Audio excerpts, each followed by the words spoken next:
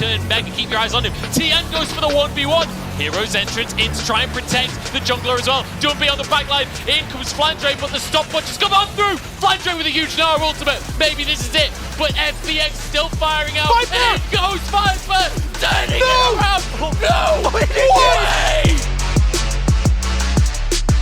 What's up, everyone? I'm Captain Flowers, and I want to welcome you back to the Outplay By play. Last episode, we took a look at Faker and T1's 5-head bait that solidified the return of the unkillable Demon King to the international stage. This time around, we're heading back to the LPL, where EDG and Viper are making a case for the best team coming out of China, with Worlds just around the corner. Let's take a deep dive into the action to see how Viper flipped the switch against heavy favorites FPX to capture his first ever title win. Now, before we get into the final moments, let's take a look at the compositions. What's important to understand here is the difference in the advantages on both sides. FPX opt for an early game comp with lots of poke and CC, as well as triple global and semi-global ultimates. The key here is Ziggs' lane agency and ability to safely clear minion waves alone, allowing Leona to constantly roam to unlock Doinby and find as many picks as possible. On the flip side, EDG draft a hyper carry comp with incredible scaling properties and an emphasis on Aphelios to backpack the game. And Silas? Well, he was the answer to FPX's long-range poke to close the distance for some in-your-face brawls. With that in mind, it's easy to understand how crucial it is for both teams to play to their strengths, as EDG look to play a safe early game and drag things out for an Aphelios hyper carry in the later stages, whereas FPX look to get as much of a lead as possible to snowball and end before the EDG carries can come online. And snowball they did. FPX dominated the early game, sticking to their game plan to a T. With FPX's constant roaming, the former world champs were farming kills across the map, leaving EDG with little to no room to breathe. As the fiery pressure continued to scorch the top side, it was EDG who looked to respond with a dive of their own towards the bot lane. But against a Ziggs who just rips through the minion wave, it didn't go exactly as planned. Gonna open up the map, but EDG looking for this dive again, but it's a Ziggs, boys! Can't dive the Ziggs, the satchel charge, just flips on no. the hook. Oh, Mako goes down! And in the case of EDG, when it rains, it pours. FPX took a commanding lead and continued to rain down on kills and objectives for what seemed to be a completely lopsided game. 20 minutes in, they had secured 7 turrets and an inhibitor to just the 1 turret from EDG for a near 10,000 gold lead. However, what happens next is where things really start to take a turn for the worst.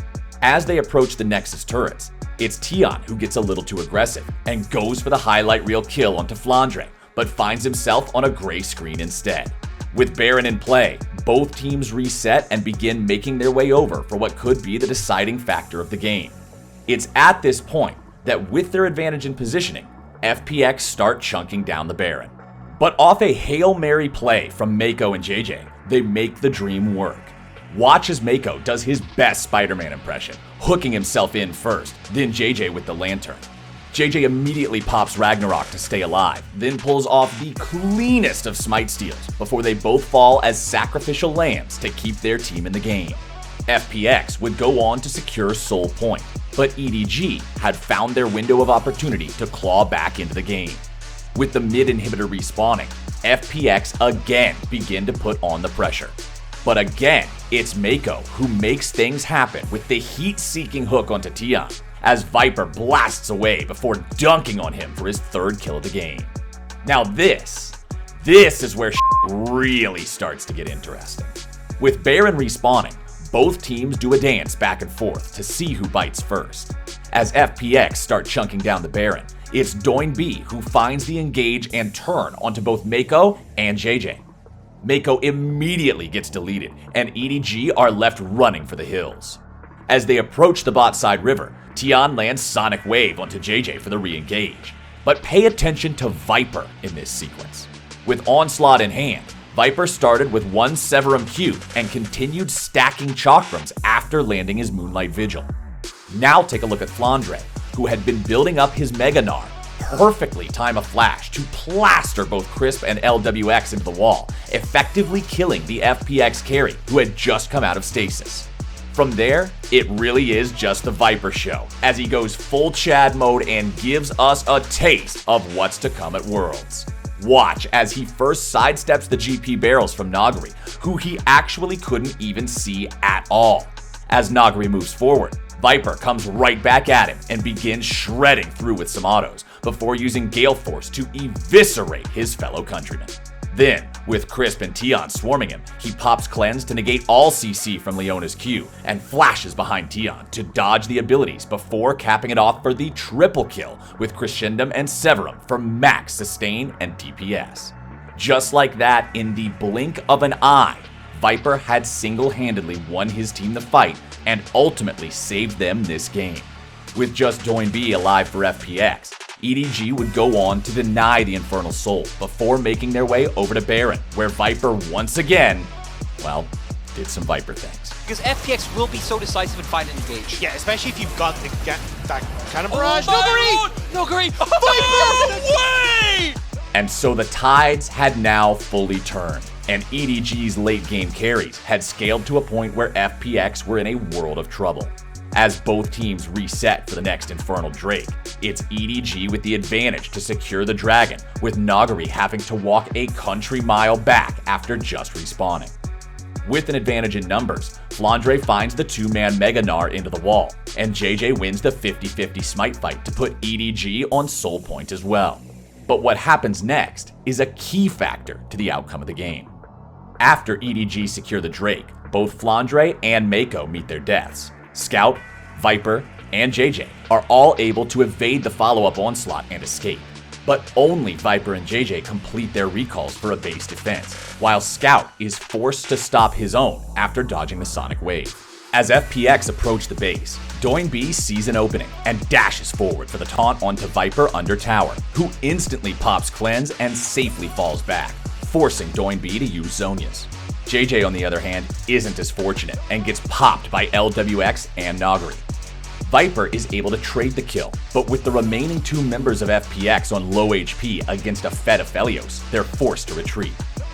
Meanwhile, Tion and Crisp, who were trying to 2v1 a late game Sylas rather than just delaying the back and falling off, get mopped the up and absolutely destroyed. With that fight, EDG would go on to secure the Baron and rip through the tier 2 and mid inhibitor turrets, but not without cost.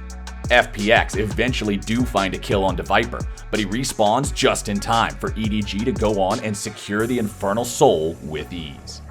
43 minutes into the game, with Baron in play, EDG have full control around the objective, and FPX have the odds stacked against them. It's at this point that after already losing the Infernal Soul, they're met with a do-or-die scenario. They have to steal this Baron in order to extend the game and make the impossible possible. As Tion walks up behind the pit wall, he drops a ward to reveal what's going on. But with the Baron health bar quickly getting shredded down, he uses Sonic Wave and then Resonating Strike to go in for the steal. Unfortunately for him, JJ bests him in the smite fight yet again, and Tion gets deleted. At the same time, Doinb ults in, but immediately regrets this decision, as he pops Zhonya's into 4 members of EDG, who make quick work of him as well. From there, it's all but over for FPX, as they're left scrambling with an inevitable fate. Viper, who had been carrying the entire game, flashes forward to eviscerate LWX. Nagari and Crisp, well, they're just the scraps, and EDG clean them up for the ace and the end to a chaotic comeback victory. With that win, EDG secured the organization's 6th LPL title, and for Viper, who had fallen short so many times in the past, finally conquered. I'm Captain Flowers, and that's it for this week's episode of the Outplay by Play. Let me know what you think. Is Viper the best AD carry heading into Worlds? Be sure to follow @LoL Esports on Twitter to stay up to date with everything League of Legends esports, and we'll catch you back here next time.